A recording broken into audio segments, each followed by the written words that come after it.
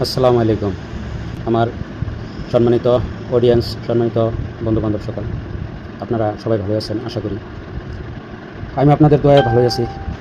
এখনও দেখেন রাত কয়টা? এখনও রাত হয়েছে।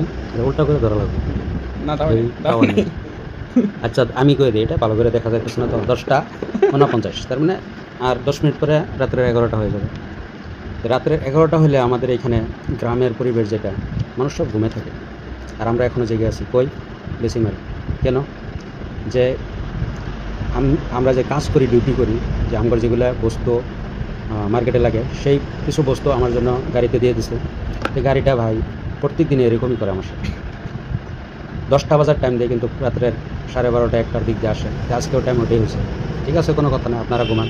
যে আমরা যারা ফেসবুক, ইউটিউব, সোশ্যাল মিডিয়ার ভিতরে আমরা যেরকম হয়তো মানুষের হাসানোর জন্য এরকম কথা যে আমরা বহুতে সোশ্যাল মিডিয়ার ভিতরে আমরা ফেসবুক লাইভ, ইউটিউবে আমরা যে বলে থাকি, যার কারণে খালি নিজেরই গুনাহ হয় না, ওইটা যারা যারা দেখবে সেই গুনাহগুলো কিন্তু আপনার আমার আমলনামার চাইতেই থাকে। আর যেদিন আমি এই দুনিয়া থেকে চলে যাব না ভাই, সেদিন কিন্তু আমাদের আর ক্ষমতা হবে না ফেসবুক থেকে সেই ভিডিওটা ডিলিট করা। তো সেই বস্তুটা আমরা মাইন্ডে রাখবো, যে আমার দ্বারাতে কারো যদি উপকার না হয়, অন্তত ক্ষতি যাতে যে না করি। ঠিক আছে, এখনও যদি আমি একটা ভিডিও পোস্ট করি, যে ভিডিওর ভিতরে আমি একটু আনন্দ, তৃপ্তি বা ভিউসের কারণে যদি আমি এরকম কথা বললাম, যার কারণে অল্প মানুষের মজা পাওয়ার জন্য সেটা দেখলো, দেখে হারে কমেন্ট করলো, লাইক করলো, শেয়ার করলো, কিন্তু বস্তুটা যতদিন সরতে থাকে ততদিন গুনাহ হতেই থাকে।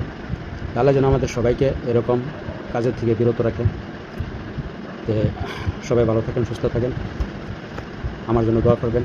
ভাই, এই দুনিয়ার 1 সেকেন্ডের গ্যারেন্টি নাই আমাদের হায়াত মতো, যে এখন এখানে আসি আবার ঘরে যাইতে পারবো তার কোনো গ্যারেন্টি নেই। কিন্তু অল্প সময়ের ভিতরে আমরা এই দুনিয়ার কারণে যদি আমরা তার মানে এরকম কিছু করে বলি, যেটা আমার দুনিয়া নষ্ট হলে আখিরাত নষ্ট হলো। আর মরার পরে কিন্তু ভাই আপনি যেগুলো ভুল করছেন সেগুলো কিন্তু শুধরাইতে পারবেন না। যে আমি একটা ভিডিও শেয়ার করলাম, সেই ভিডিওটা আমি ডিলিট করে আসবো, পারবেন না। যে ফেরেশতাকে ঘুষ দেবো, তুমি যা ডিলিট করে দাও, তাহলে আমাকে একটু সময় দাও, কিন্তু সেখানে কী করবে জানেন? সেটা তো সবাই জানে। তো এখানে আমি আর বেশি কিছু বলতে চাই না। আর আজকাল মানুষের ভালো কথা শুনতেও চায় না, মানুষের লাগে কমেডি।